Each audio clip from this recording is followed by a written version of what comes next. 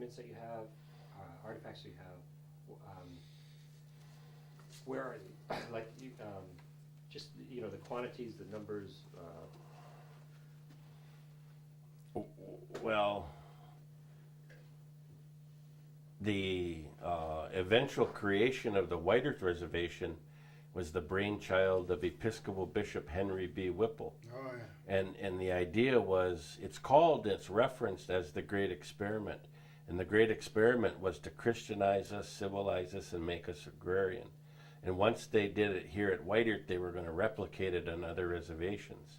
And so Bishop Whipple of the Episcopal Church had the authority to hire and fire all church employees and federal government employees here at White Earth the first 5 years of White Earth's existence.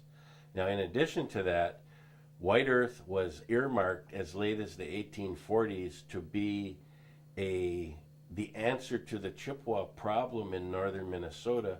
The plan was to concentrate all the Michigan bands, all the Minnesota bands, and all the Wisconsin bands here at White Earth as early as the 1840s.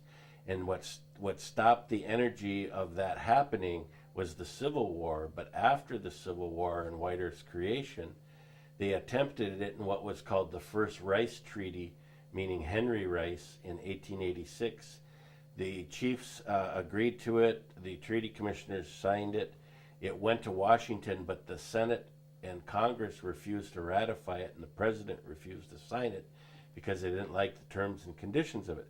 So then what they did is a controversial character in Chippewa history was Knute Nelson, who did a congressional act called an Act for the Relief and Civilization of Chippewa Indians in northern Minnesota.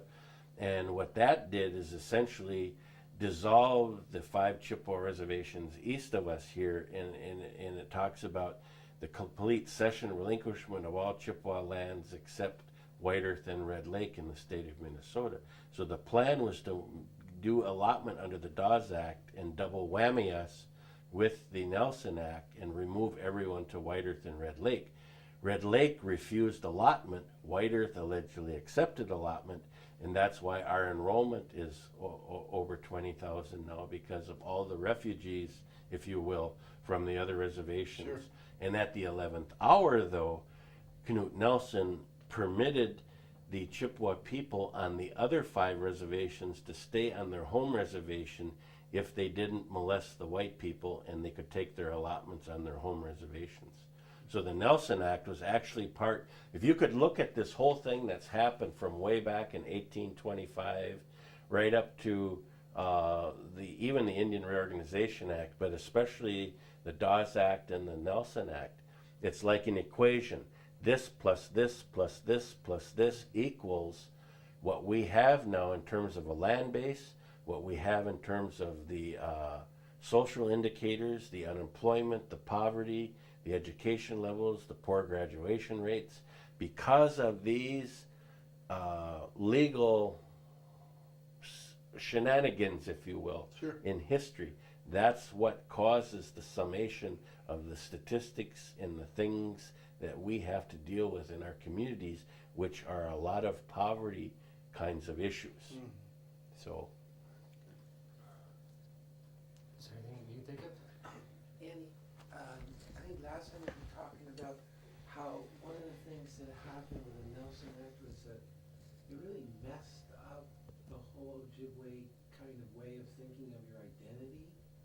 That really, it wasn't fixed to a reservation or a place. well, it was actually 7 reservations, Yeah, Red Lake included. yeah. Red Lake lost 2.5 million acres under the Nelson Act, so. Told Larry about that. But didn't that change the whole way of what it meant to be Ojibwe? Like, didn't the government really fucking force sense? Yeah, but what it was, they were hell bent on civilizing us, and the header on the Nelson Act, an act for the relief and civilization of Chippewa Indians in Minnesota, that says it all to me right there. And then the sum total of that, the Dawes Act was passed in 1887. Nationally, Native people were in possession of 140 million acres of tribal trust land. Mm-hmm. by 1934, which stopped allotment, ended allotment, Native people lost 90 million acres nationally, and we were left with only 50 million acres of tribal trust land. And that included all of these Chippewa bands in Minnesota. That's why we're so land poor now, because of what happened. One of the special things that happened under the Nelson Act, Knute Nelson was a lumber baron. He was a congressman. He was on the Board of Regents of the University of Minnesota. He was heavily invested in the Nichols Chisholm Lumber Company up around Bagley, up that way. Mm-hmm. And then there was a lumber cartel of politicians in Washington. And what also happened in 1889, that group of politicians got a law passed called the Dead and Down Timber Act. Now what that did, that said anytime, and this was national, anytime that there were fire damaged lands in forests, and the lumber company was permitted to cut the timber for that individual Indian or the tribe for 75 cents a 1,000 board feet. And out of that transaction, that was an inch thick, a foot wide, and 1,000 feet long, 75 cents. Mm-hmm. So the Bureau of Indian Affairs, our trustee, comes in and takes 25 cents. They refuse to pay the individual Indian because we're wards under the federal trust system. So the money went into the individual money account in Washington in your name, or if it were a tribe, it went in that tribe's name in Washington. And then the money was divvied out if the government saw fit to do that. Now the going rate for timber at that time was between $5 a 1,000 board feet and $10 a 1,000 board feet. What these lumber companies were doing, and what you'll find in the Rice Commission,